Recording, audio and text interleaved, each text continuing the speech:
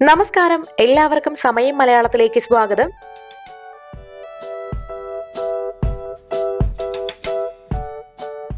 നല്ല ഗുണങ്ങൾ അടങ്ങിയ മണ്ണുണ്ടെങ്കിൽ തന്നെ ചെടികൾ നന്നായി വളരും അല്ലേ? പിന്നെ ചെടികൾക്ക് വളരാൻ ആവശ്യമായ വളം മാത്രം നമ്മൾ നൽകിയാൽ മതിയാകും.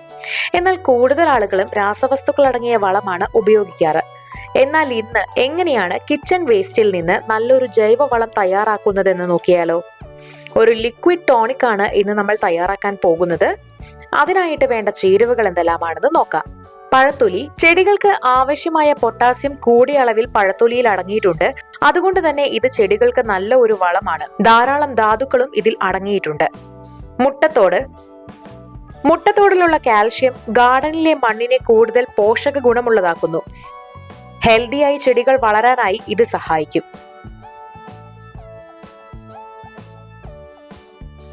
ഇനി എങ്ങനെയാണ് ഈ വളം തയ്യാറാക്കുക എന്ന് നോക്കാം. ഇത് തയ്യാറാക്കാനായി നമുക്ക് വേസ്റ്റായി വന്നിട്ടുള്ള പഴത്തൊലികൾ വേണം.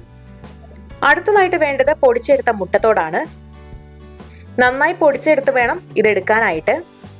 ഇനി ഇത് തയ്യാറാക്കാനായിട്ട് ഒരു ഗ്ലാസിന്റെ 1/4 ഭാഗത്തോളം വെള്ളം എടുക്കുക.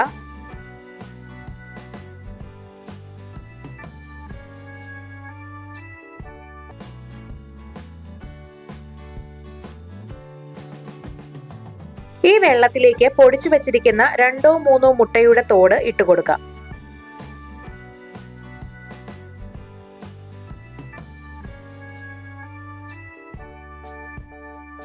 ഇനി ഇതിലേക്ക് 4-5 പഴത്തിന്റെ തൊലികളും ഇട്ടുകൊടുക്കാം.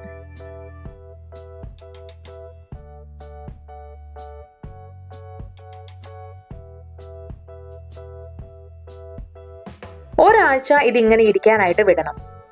ഒരാഴ്ച കഴിയുമ്പോൾ നിങ്ങൾക്ക് വെള്ളത്തിന്റെ നിറം മാറിയത് കാണാനാകും.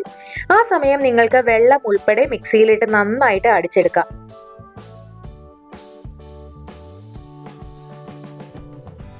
നന്നായി കലങ്ങി വന്ന ശേഷം ഇതൊരു സ്പ്രേ ബോട്ടിലിൽ ഇതുപോലെ ഒഴിച്ചു കൊടുക്കാം.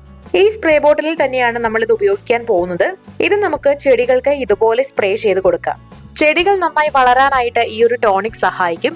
അപ്പോൾ നിങ്ങളും തീർച്ചയായിട്ടും ഇതുപോലെ ഒരു ടോണിക് തയ്യാറാക്കുക.